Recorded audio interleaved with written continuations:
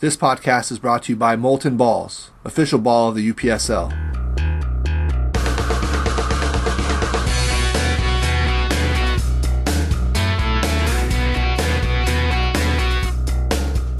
Hey footy fans, you're back with the UPSL podcast, and this is our 2017 Pod and Review, where we go over the biggest and best news stories from 2017 from the United Premier Soccer League.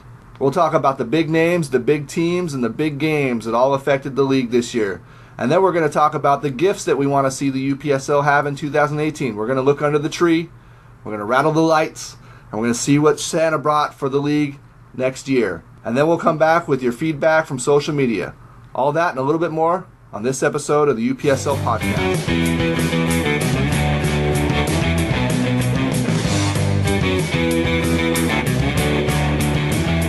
Okay, everybody, welcome back to the UPSL podcast. Our segment now is dedicated to what's the best story of the UPSL in the year 2017. We ran a poll, 4 choices. We ran this on our Twitter feed, which is at the UPSL podcast. Let's check out the choices. Was it Eric Wynalda and the LA Wolves Football Club trophies? Was it expansion to 110 plus teams in the UPSL? Was it the UPSL, United States Soccer Federation presidential candidates, or UPSL Midwest growth? Let's check out the results. Coming in first, actually, 55% UPSL Midwest growth. After that, with 24%, expansion in the UPSL to 110 plus teams. Then at 19%, Eric Wynalda and the LA Wolves trophies.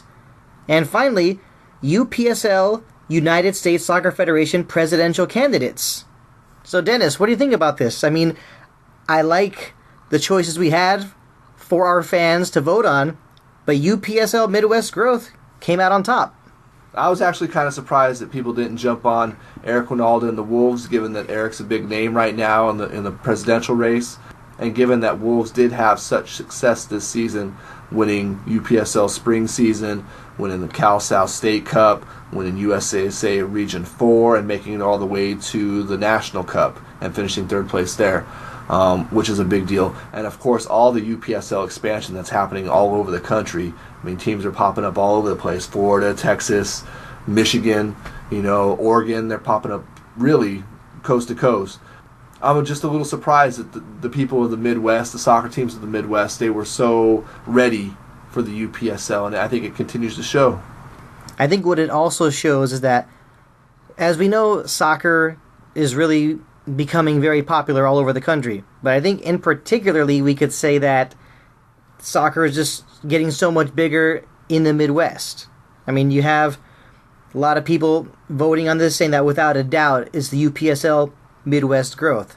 And I'll be honest, I'm a little surprised as well, but I think I'm actually surprised in a very positive way. Soccer's always been popular in the Midwest. I think they were just waiting for the UPSL to come along and make the thing happen. It's a good, positive thing to see that they're so upbeat and ready to see UPSL in spring season. I think this is a sign of good things to come. And continuing on with the possible best stories for the UPSL in 2017, I'm also surprised about why there wasn't that much popularity regarding the UPSL, United States Soccer Federation presidential candidates. I mean, recently, the United States men's national soccer team missed out on going to the 2018 World Cup in Russia. That has many U.S. soccer fans very upset. And when I say very upset, that's obviously an understatement.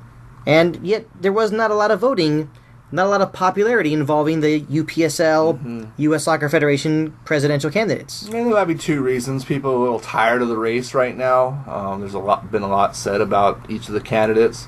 So maybe, people are a little exhausted by the campaign and want to see a little bit more positivity. And the poll offered them that, offered them different choices to see, what UPSL is about for next season, and just gave them a different look. Specifically, the candidates, Paul Caligiuri from OCFC, right? Eric Wynalda, who's the technical director at OC Invicta now, was the head coach at LA Wolves, and Paul Lapointe, who is the UPSL Northeast Conference manager. All part of the UPSL within the last year, all playing vital roles within the league or at their clubs. I think that the UPSL having 3 candidates in the race, and not just 3 candidates, but potentially the winning candidate as part of their league, speaks volumes to the steps that the UPSL has taken this year, to the understanding of soccer people around the country, to the value of the UPSL and where they see the game going in this country right now. And I think the poll, the way it reflects very, very little upon the importance of the UPSL's candidates, UPSL's related candidates to the USSF presidential race, is just a reflection of the popularity of other things. In my opinion, people want to be positive, and a political race is inherently negative. So this poll offered the voters something different to think about, and I don't think that it's necessarily a negative to those candidates. They're going to have their time. February is going to come and everybody's going to have their say. All those associations are going to have their say about the election, and they're going to have their time to speak up anyway. Maybe they just didn't see the poll as the right time for that. Yeah, good explanation. I see what you mean there. And I think one thing that we could be thrilled with involving the poll that was put out on the Twitter page is that expansion to 110 plus teams did get some relevance, and I think that's extremely important for the UPSL. I mean, continued national expansion, you can't really find any negatives in that whatsoever. Mm-hmm. There's been a lot of expansion this week from a lot of different angles and a lot of different leagues this week. And to borrow a phrase from my buddy Alan Bahadori down at Low Country United, progression is powerful. When team owners and soccer people throughout the country, they see the UPSL expanding at an untold rate. A soccer league has never expanded this fast in the history of the United States. There's an amount of confidence behind that. And the UPSL is primed to capitalize on that. And I think teams are trying to catch up to what the UPSL is doing now. They see the UPSL making announcements on a regular basis. And all that positive press is something that everybody wants. So you'll see a league like the USL or the PDL or the NPSL try to latch on to its next expansion team and pump it up to untold levels because they're trying to outdo the UPSL now. The UPSL is expanding at 2, 3 teams a week, 4 teams a week, sometimes 5 teams a week. That's hard for other leagues to keep up with, and they're not. So to see that people are positive about the UPSL's expansion rather than being negative and worrisome about it is a positive sign. I think everybody sees pro development soccer and the UPSL's promotion relegation model as the future of U.S. soccer. And earlier we mentioned Eric Wynalda, and Eric Wynalda is such a huge name. He scored the first ever goal in the history of Major League Soccer when he was playing, I believe, with the San Jose Clash.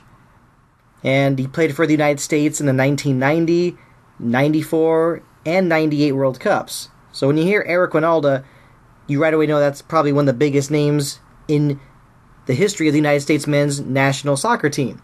And, here he was coaching the LA Wolves, took them all the way to win the spring 2017 UPSL championship, and yet it's the UPSL Midwest growth that's still more popular than Eric Wynalda's success in the UPSL. Mm-hmm.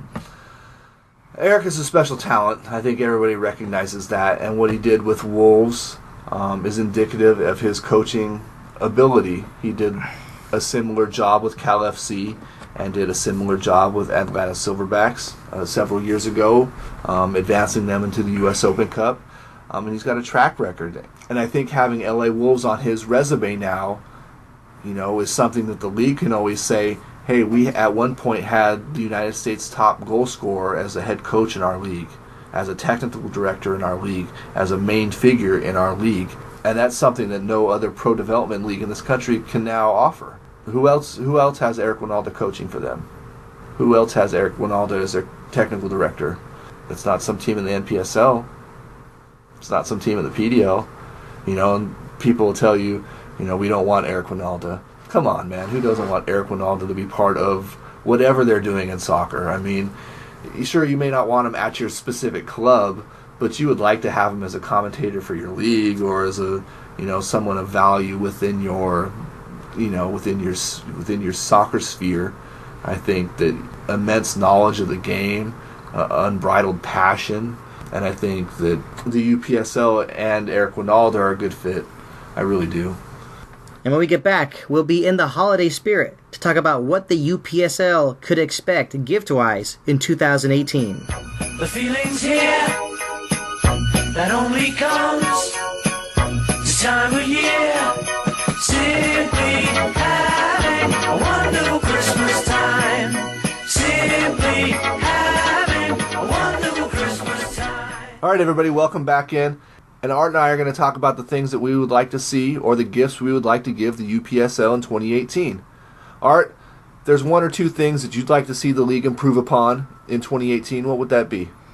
For me, I'd like to see this increasing professionalism at UPSL games. It depends on where the game's being played, but as we know, the league is growing. But I'd like to see that increasing professionalism at the games. I think it's just going to make everything that much more fun for the fans that go watch, and it's something that I think everyone can agree on that it'll be a good thing for the league. Yeah, and when we say professionalism, that takes many facets, right? It goes from the field surface to the environment around the players and the supporters sections, right? So all of those things I think we would want to see improvements in league-wide next year.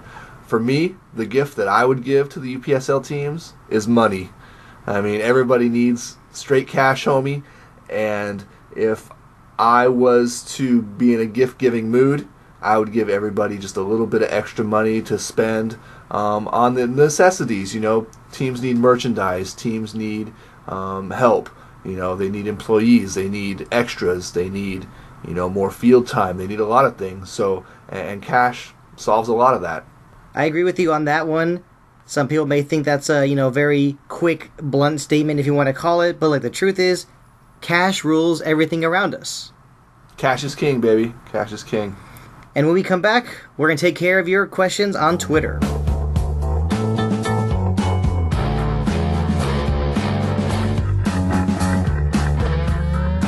Do you want to advertise with the fastest growing pro development league in the country? Advertise with the UPSL. You'll reach more than 70 different soccer markets in more than 20 different states.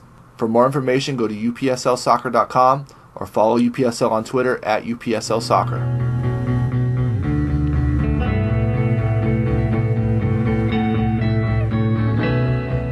Okay, everybody, we are back and just about to wrap things up. But before we do, Dennis, I think we got a very good question from our fans on Twitter.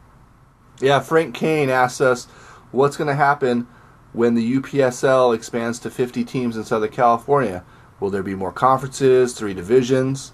Well, the UPSL hasn't reached that point yet.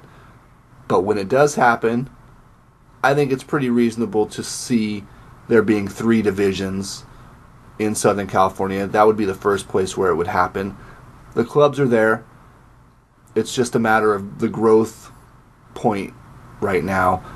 Seeing those teams that would make up spots 40 through 50 or 60 come to fruition, raise their level so that they can impact the league and continue to promote growth within their own club, because that's where it starts. It starts with the clubs growing, and then they become part of the league and they help the league grow. So when Southern California does get to 50 teams, there will be a decision that needs to be made.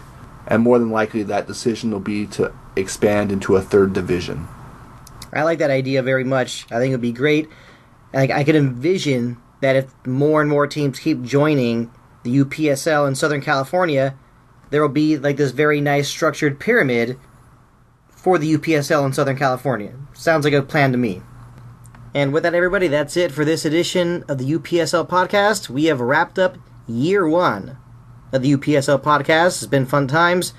For Dennis Pope, I'm Art Iftikhari, wishing you all a happy holiday.